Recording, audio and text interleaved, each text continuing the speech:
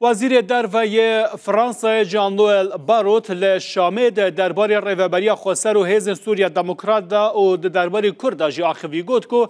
دوی چارەسەریە که سیاسی به هفپیمان مین کرد را بهت دیتن. هر وها دبیجه که دوی آگربسته که ماینده و به باندور لباکور روشلات سوریه وره پیکانین دوی ری لبر دوباره در کتنا داعش لنافچه جی وره گرتن. Troisième espoir, c'est celui d'une Syrie souveraine et sûre.